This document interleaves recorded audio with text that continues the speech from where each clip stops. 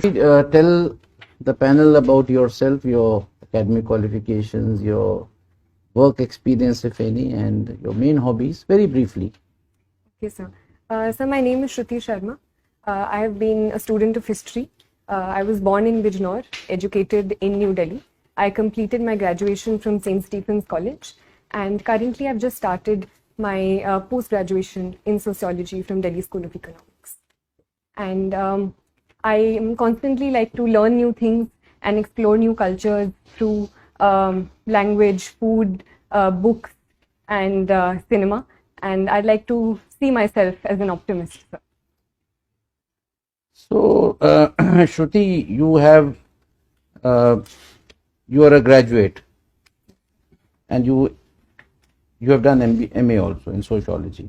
I've Delhi just School of started my Economics. MA. Sorry, I've just started my MA. you have started. Oh, you have started this. Delhi School. So, with the Stephens, in your background, and with the Delhi School of Economics, both are so internationally known institutions. I do not know what you had in mind initially, but why civil services? So there are a number of reasons why I want to pursue this profession. Firstly of all, sir, I believe that I have had a certain privileged background, and therefore I always wanted to do something in which I could give back to society in some way and bring about some sort of change in people around me and give other people an opportunity to have the sort of privileges that I have had, sir. Secondly, I believe, sir, that on a personal level, I believe the diversity and the scope that these services provide can be an avenue for great personal growth and an avenue for learning a lot, which it would provide me, sir. Okay. So, Shruti, you are from Delhi. Now, how the safety of women, the perception about safety of women, has changed over the last, say, about 10 years, ever since Nirbhaya happened? Yes, sir. So the Nirbhaya incident was a turning point in terms of the global discussion that happened around Delhi regarding women's safety. So, in a sense, it was the turning point, and a very bad incident set the precedent for a lot of good steps that were taken post that time period. So, a number of steps have been taken since that time period by the union government and the Delhi government in that regard, ranging from the Nirbhaya Fund to certain steps by the Delhi government to increase CCTV coverage and reduce dark spaces, to also increasing scope for better mobility for women, be it in the space of women marshals in the buses at that point. So I think a certain progress has taken since that time period. Shruti, have you heard of a matter going on, Hindu minority status? Uh, yes, sir. So I just recently What is read the in the issue, news. if you can just throw some light? So, in the limited knowledge that I have currently, sir, about the topic, it is about the authority of the state versus the center in deciding the status of minorities with respect to religion. So there have been certain cases, as far as I recall, sir, such as the TMA Pi case, which talked about whether the minority status can be decided on a state level in terms of religious minorities, or it can only be decided in terms of the central government. So I think that is the issue. No, but this is primarily related to Hindus being given minority status in those states where they are in minority. Presently, even if suppose in the case of, say, Punjab or J&K, right, Yes. where Hindus are in minority, but the actual minority status is given to those who are in majority. So a PIL is in Supreme Court. Yes, sir. The center has asked Supreme Court to consider this, that we would like to give minority status to Hindus in those states which I have mentioned. Now, since I have already given you an idea, what are your views about it? Um, so The Constitution of India does protect the status of minorities in India as a whole. And so I believe if for certain purposes and for certain positive reasons, the Supreme Court does decide to give minority status in a particular state to reduce atrocities against certain sections within the state, it can be a positive move. Viren sir?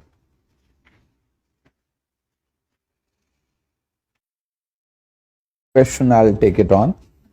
You see, the Supreme Court does it. Supreme Court in no way is in a position to stop atrocities. It will only adjudicate a matter in view of the constitutional scheme. What does the Constitution provide? So how do you think it would stop atrocities on minorities, religious minorities at that? If it can provide in the future a certain safeguards that the minority status can provide and certain special steps that can be taken for minorities in a particular state. Can you give any example when Supreme Court has provided safeguards, laid down safeguards?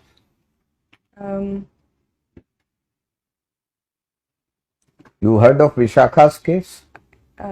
Yes. Okay. You've been a student of history. Yes, sir. Who do you think, whom would you rate as a foremost historian of the later Mughals period? So,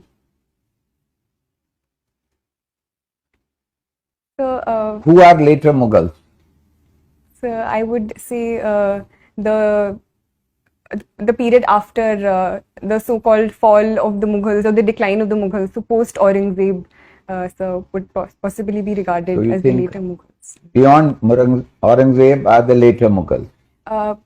Yes, sir. So which are not considered so high and mighty in the course of their achievements. Okay. Recently there has been a talk. Certain people feel that there is a need to review and rewrite India's history. What is your take on that? So I personally believe that the writing and rewriting of history has been a continuous part and parcel of history since time and forever. And I believe rewriting of history is always a positive step. But at the same time, I believe this rewriting should be based on certain facts that history recognizes and the range of sources that history as a discipline recognizes. So if the rewriting is done in that regard, it can only lead to more positive debate and discussion in the long term. What do you understand by Warsaw Pact? So the Warsaw Pact was a pact signed in 1955 in the context of the Cold War, led by the Soviet Union. It was a security pact formed in the context of the formation of the NATO and an opposition to the NATO, sir. I have another question from history, on history. What was standstill agreement? Sir, I can't recollect at this point. Okay. In your resume, I found that you took part in parliamentary debates. Now, how are the at school or college level debates different than parliamentary debates? Sir, in college there are a number of formats of debate we participated in, ranging from parliamentary debate to conventional debating to turn court style of debating, and there were a lot of variations there. The structure of the debate is a 3-on-3 format. So while certain positions were the same, such as opposition, leader of opposition, there was a whip speech as well. But I believe the parliamentary debates at school were on a particular topic. They were more structured and within a certain time limit, sir. As compared to parliamentary debates in the parliament, I do feel that sometimes they are quite long and are not in a point-to-point format as we discussed in school and college. One of your pastime or hobby is exploring word cinema. Now, what is exploring word cinema? What does it involve? How do you explore it? The reason I chose the word explore is because I am no authority on world cinema, and I like to see and look at movies as they come to me, and as one leads to the other. So ranging from Iranian cinema to cinema of Hong Kong. You are not a student of languages. So other than Hindi and English, what language do you know? Sir, I have tried to learn reading and writing Urdu. So I know the Urdu script. I like to learn a few phrases here and there from my friends who are from different states. So you will explore world cinema from subtitles, is it? Sir, I believe world cinema is more than just dialogue. The very vocabulary of filmmaking and cinema, I believe, does not necessarily need language to convey it. Sir. So I think that is my interest in world cinema. And subtitles, obviously, sir, help me understand the story better. Have you heard the term soft power? Yes, sir. What does it imply? So soft power is usually used in opposition to hard power, where hard power talks about a certain military might. Soft power, on the other hand, is the influence of culture and other aspects in increasing the might or the influence of a certain country or power over other powers. So cinema can also be one example of Any other illustration of soft power in context of India? So India's cultural outreaches, for example, yoga and international celebration of the International Yoga Day across the world, can also be an example of India's soft power. Okay, thank you. Well, Shruti, you are from your home district is Bijnor. So tell us something about Bijnor. Sir, Bijnor is a district located in western UP, sir. The river Ganga flows through it, so it is a very fertile state. Sugarcane being one of the major crops of Bijnor, and therefore sugar mills and the sugar industry is also very well developed, with 5 of the most largest sugar mills located here. In terms of historical importance, the place Vidurkoti is associated with Bijnor. There are a number of prominent personalities from Bijnor, ranging from Vishal Bharadwaj in cinema to poets like Dushyant Kumar, to historical figures like Abul Fazl associated with Akbar, sir. So it is truly a very rich. What product has been assigned to Bijnor district as a part of ODOP scheme of government of UP? Sir, woodwork and wooden craft, especially associated with Nagina, is assigned to Bijnor. Okay. So what is this Amrit Mahotsav? We keep hearing about Amrit Mahotsav. What is this Amrit Mahotsav? Now the whole country is celebrating Amrit Mahotsav. Sir, the government of India is celebrating 75 years of India's independence through Azadi Ka Amrit Mahotsav, where we are celebrating the Indian culture through performing arts, through our handloom, through celebrating our history. So various steps have been taken under this, ranging from establishing tribal museums to organizing certain cultural events to organizing quizzes related to India's culture on online platforms as well. Okay. So basically we are celebrating 75th year of India's independence. So even after now 75 years of independence and so much of progress on various fronts, still we have a good number of people who are having severe problem of poverty. As per recent data of Niti Aayog and even the international poverty check, we have, I think the number of course varies around 7% to 12% from different sources. What could be the reason why we have not been able to tackle this problem? So, I believe that a lot of progress has happened since the time period of India's independence, where close to 60 to 70% people were below the poverty line, to currently today, where close to 20% are considered according to the Tendulkar committee report. So a certain progress has taken place and the progress is ongoing, sir. But simply because of the huge challenges associated with such a large country, with such a huge population, and the over dependence on agriculture to a certain context, I believe, has been responsible. But government steps are ongoing to reducing these hurdles by taking steps in the realm of industry, in the tertiary sector, and other spaces. What is the current size of Indian economy in US dollars terms, approximately?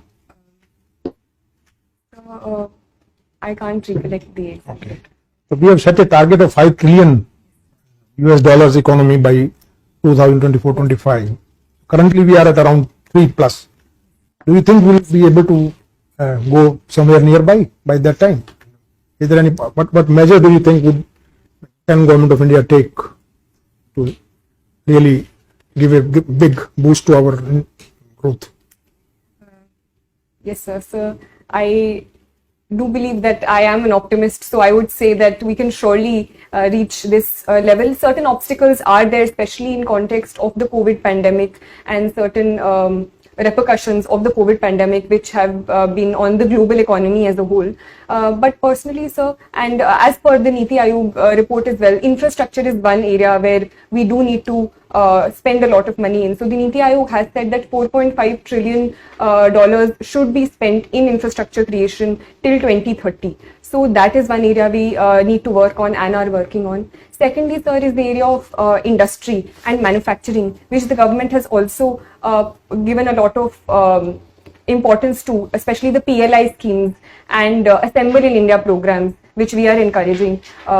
MSME is also one sector in the manufacturing sector. Through various Mudra schemes we are pushing forward. Thirdly, sir, is agriculture, because more than 50% of our population is dependent on agriculture, and unless and until we tap on that front and diversify and add more value added products to agriculture, that can't be done. So in that context, giving importance to food processing industry is important, and bridging the gap between the farmer and the market through technology is also one step. So what is the scheme for basically promoting this food processing industry launched by the Government of India? So there is this scheme, I can't recollect the name, but it PM-KSY. Pradhan Mantri Kisan Sampada Yojana. So in your opinion, which is the very significant public policy initiative in the last couple of years by Government of India, which has done really, in your opinion, has done really well? Sir, I think in the light of the COVID pandemic, the PM Ayushman Bharat Yojana has been very instrumental in expanding the public health infrastructure across the country and providing affordable healthcare to most sections of the population. So in your hobbies, you have mentioned practicing yoga. So you do it every day, or? I try to. Okay. So recently, one very important development has taken place with respect to traditional medicine. Are you aware? Last 1 week only, and quite something to do with WHO, the traditional medicines. I'm sorry, sir. Because we are establishing the first WHO center on traditional medicine. It has been approved. Okay. So now, as civil servant, what do you think that you will be, with your knowledge, with your experience, with your education, how do you think you will be fitting into that view of civil servant?